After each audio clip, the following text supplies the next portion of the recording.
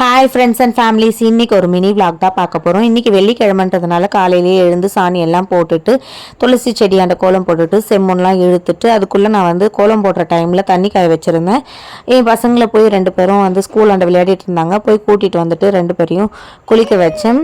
குளிக்க வச்சுட்டு வரத்துக்குள்ளே ஒரு வழி ஆகிட்டேன். இதுலேயுமே இன்னும் பொட்டு வைக்கிறதுக்கு என் பாப்பா ரொம்ப தொல்லை பண்ணிட்டு இருந்தாங்க. நானே வைக்கிறேன்னு சொல்லி அப்படி இப்படி சமாளித்து ஒரு வழியாக அவங்களுக்கு பொட்டு வச்சு அவங்கள ரெடி பண்ணி விட்டாச்சு. இன்றைக்கி குடும்பி மட்டும் போடலை 2 பக்கம்.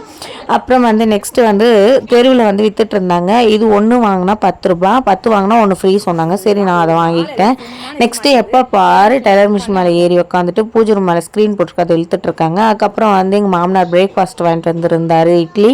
ஸோ அவர் வீட்டில் இருந்தாருன்னா வாங்கிட்டு வந்துடுவார். ஸோ நானும் என் பசங்களும் அதையும் சாப்பிட்டு இன்றைக்கி பிரேக்ஃபாஸ்ட்டை முடிச்சிட்டோம். அவர் வேலைக்கு போயிட்டாருன்னா வீட்டில் செய்வேன்.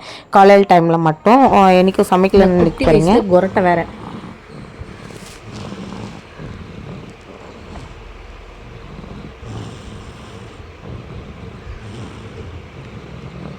அப்படியே பாப்பாவை யானையில் போட்டு ஆட்டிக்கிட்டே நான் வெங்காயம் தக்காளி கட் பண்ணிக்கிட்டேன். இன்றைக்கி வெரைட்டி ரைஸ் தான், டொமேட்டோ ரைஸ் செஞ்சேன். அதுக்கப்புறம் வீட்டு வேலை எல்லாத்தையும் முடிச்சுட்டு வீட்டெல்லாம் பெருக்கி தொடச்சிட்டு நான் சாமி கும்பிட்டேன் சாயங்காலம் 6 மணிக்கு. அப்புறம் நைட்டு எங்கள் வீட்டுக்காரும் பையனும் ஹாஸ்பிட்டல் போகலான்னு கிளம்புனாங்க. அவங்களுக்கு உடம்பு சரியில்லை. சரி, எங்களுக்கும் வீட்டில் போர் அடிக்குதே, நானும் பாப்பாவும் கிளம்புனோம். ஆனால் வீட்டிலே இருந்திருக்கலாம் அப்படின்னு தோணிருச்சு. என் பாப்பா சரியான தொல்லை பண்ணிருச்சு. அது வேறு ரோட் சைடு, எல்லாருமே எங்களை தான் பார்த்துட்டு இருந்தாங்க. அந்த மாதிரி அமக்கலம் பண்ணிட்டுருச்சு. அதுக்கப்புறம் எங்கள் மாமியாருக்கு பேக்கரி கூட்டிகிட்டு போயிட்டு சாப்பிட்றதுக்கு எதனா வேணும் வாங்கிக்கோங்க அப்படி சொல்லி வாங்கி கொடுத்தாங்க. எல்லாம் சாப்பிட்டுட்டு அமக்கலம்லாம் பண்ணிட்டு ஜாலியாக இருந்துச்சு. பாப்பாவை தான் பிடிக்கவே இல்லை.